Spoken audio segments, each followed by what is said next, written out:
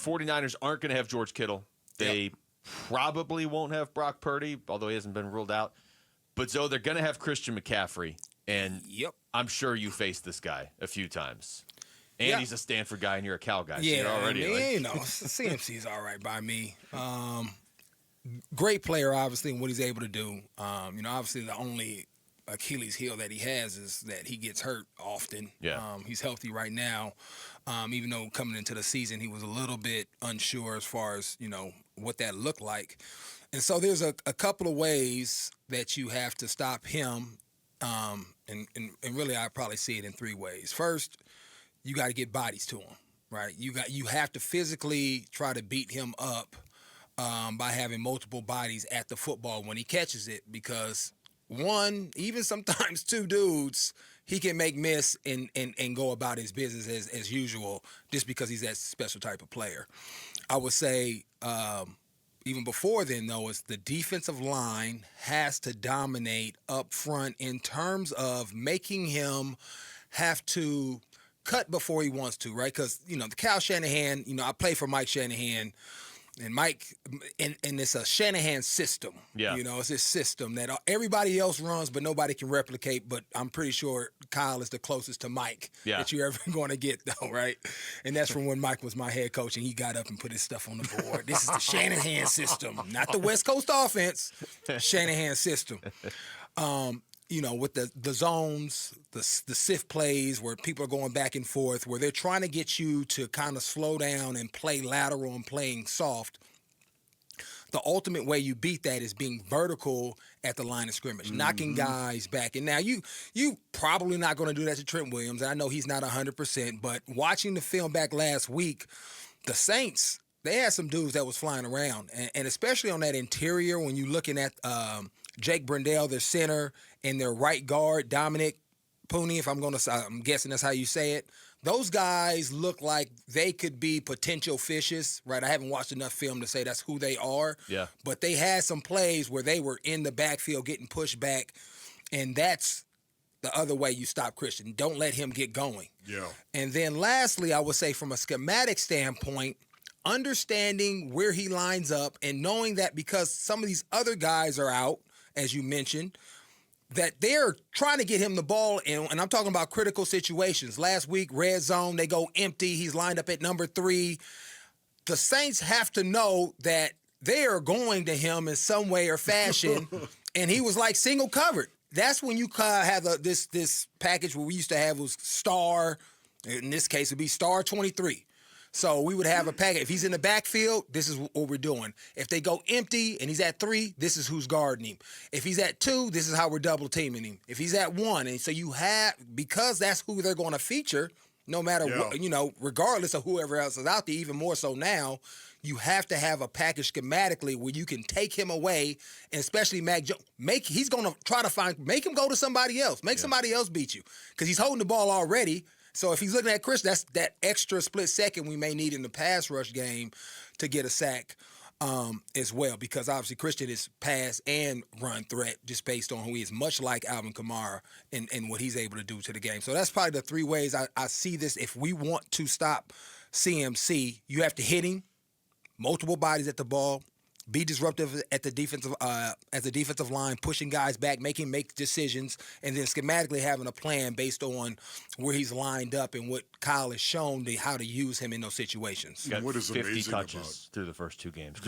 What is absolutely amazing as well is how many angle routes he runs. Oh my goodness! Right? Yeah. He's so good at it too. This is something they move him all over, whether it's from the backfield or they'll move him off the wing, put him in the slot, whatever it is. He's coming across the middle so much of the time. He's the best at it as far as running that angle route. It's incredible. For me, if I was a defensive coordinator, that's all I'd be preaching. He's coming in. Just know that he's coming inside. He's so good at what he does, both running the ball and being a receiver. What's interesting about that is the San Francisco 49ers, from George Kittle. I was talking about this the other day. George Kittle is super good at the point of attack. A great blocking tight end. And yet he's also an excellent receiver as well. It's one of the reasons why they can go 11 personnel with CMC, of course, and have him up there, George Kittle. And now you've got two guys that it doesn't matter if you're running it or throwing it are really, really good. Deebo Samuel when he was there. Right. Deebo Samuel when he was there. Here's a guy that is so good. You could put him in the backfield or you could throw him the ball as well. The 49ers offense is built on balance. Right. Yeah, for sure. And I will say this one other thing as far as stopping CMC as you talk about being balanced. And guys doing different things really well. They preach almost ad nauseum that their receivers better be blocking. Yes. And if you're not a blocking receiver, if you think you just gonna catch balls, you're not gonna be on the field. So our defensive backfield, I don't know who's gonna be up, right? I know we got a couple of guys that are questionable. Great point. But they have to come ready to get off of blocks so that we can also get those guys to the party as well, because they're gonna get blocked.